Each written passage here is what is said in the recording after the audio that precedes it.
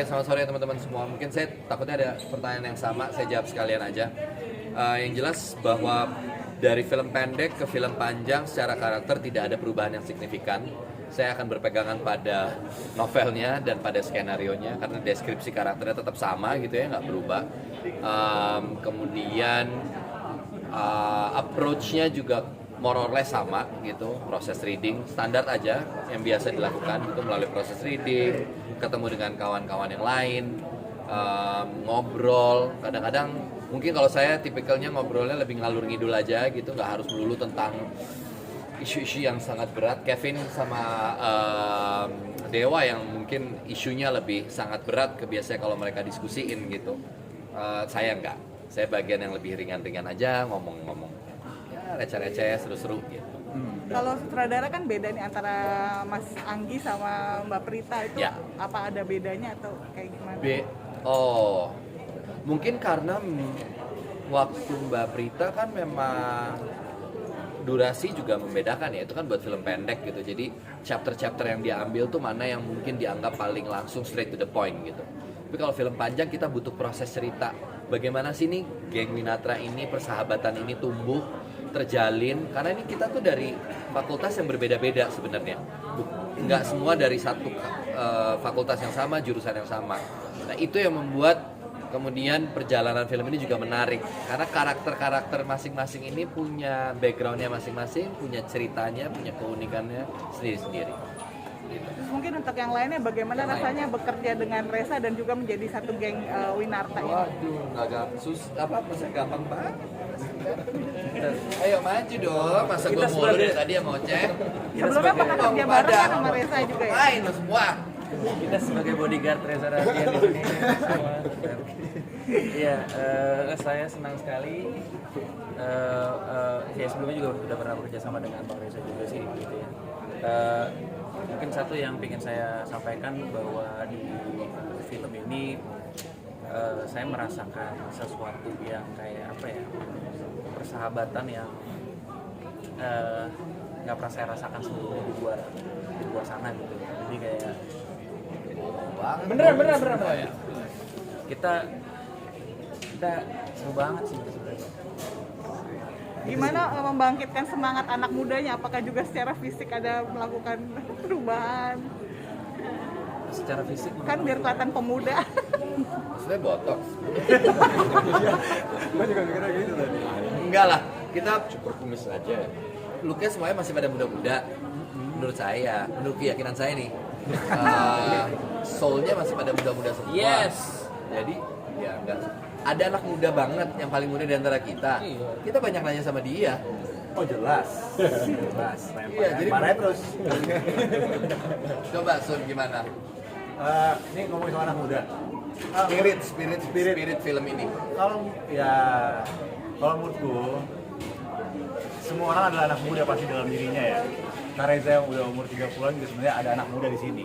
Jadi kalau kita bisa menggabungin kesadaran kolektif kita gitu ya tentang diskusi, persahabatan, ngobrolin hal yang paling simpel sampai hal yang paling rumit, atau bahkan ngobrolin buku atau hal yang berat.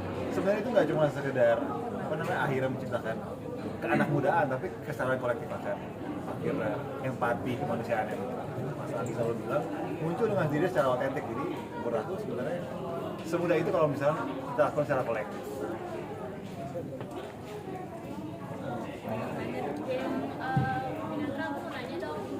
Kalian tuh ada nggak sih pas proses syuting tuh terbawa suasana, soalnya kan di filmnya cukup emosional ya, kalian ada nggak sih kayak hanyut banget ke dalam karakter kalian sendiri dan gimana kalian nge-handle karakter kalian sendiri biar nggak over gitu, take over apa ya, kayak mungkin take control of your body atau gimana gitu.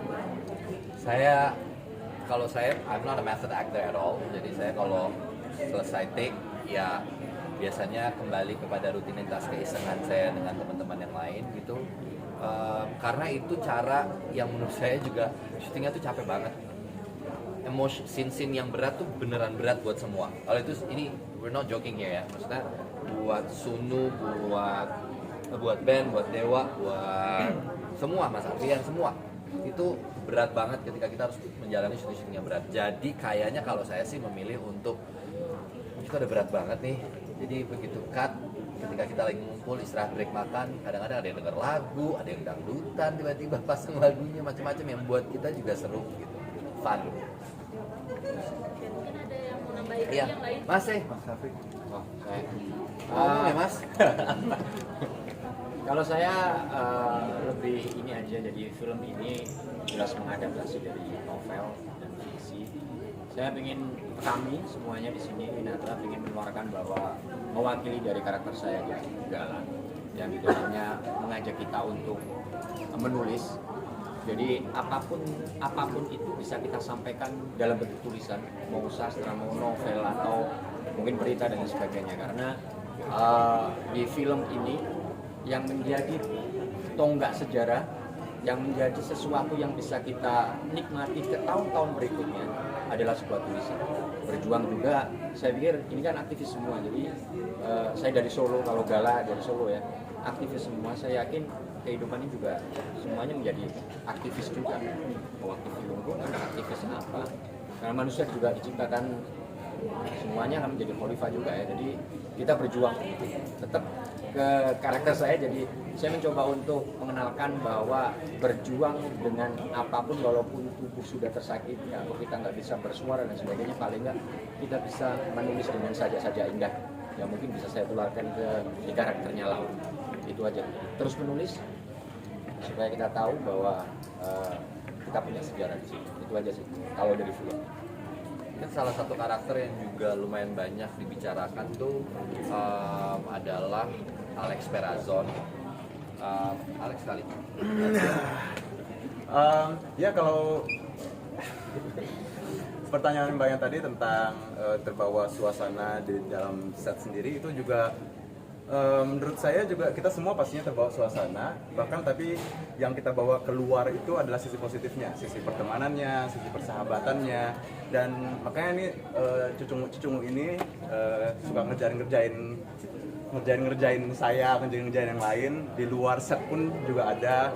Nah, yang menurut saya itu adalah suasana yang kita bawa dalam set, keluar set, membangun chemistry. Sempet workshop ini ya sih kamera gitu. Untuk workshop kamera sendiri ada. Jadi sejujurnya sendiri saya itu tidak terlalu mengerti tentang kamera pada awalnya. Jadi pada saat saya diberikan karakter Alex sendiri, itu tantangan salah satunya adalah saya harus mengetahui tentang kamera. Nah, dan saya diberikan coaching langsung oleh Mas Oscar. Dan itu sangat memberikan saya insight ataupun pelajaran tentang kamera seperti itu. Kalau soal Alex lagi, kan kalau di bukunya punya hubungan yang kuat dengan Anjani ya. Kalian hubungannya gimana? Kenapa? Maaf. Hubungan dengan Punya Anjani. hubungan dengan Anjani gitu ya. Dengan Mbak Yunita sendiri kalian Anjani. Anjani. Ini siapa sih namanya? Ayo. Asmara Mas. Asmara, sorry, kok Anjani. Nah itu gimana kalian pas beat up-nya saat proses syuting? Untuk hubungan dengan Asmara sendiri, adiknya Laut, itu sebenarnya nggak terlalu sulit ya menurut saya, karena kita juga melakukan komunikasinya udah enak banget dari awal. Pada saat bertemu pertama, pada saat reading bersama, itu juga pembangunan komunikasinya itu sudah sangat baik. Jadinya pada saat syuting juga ya kita let it flow aja, ternyata emang sudah ada chemistry itu sendiri. Jadinya tidak ada kendala sih menurut saya. Kita promo aja langsung ya. Yes. Tunggu kami di bioskop Laut Bercerita. Oke. Jangan lupa teman-teman semua tunggu kami di bioskop tahun 2026 ini. Film Laut Bercerita akan tayang 2026 dan semoga film ini bisa memberikan satu harapan, semangat buat anak muda dan buat mereka-mereka yang sudah melewati tahun-tahun sebelumnya atau yang mungkin punya relasi dengan cerita ini, bisa sama-sama menjadi pengingat bersama bahwa oh ternyata perjalanan bangsa ini sudah melewati berkali-kali sebenarnya melewati begitu banyak pergolakan. Itu aja sih. Thank you so much teman-teman semua. Kita lihat media dan Reza stay di sini ganti sama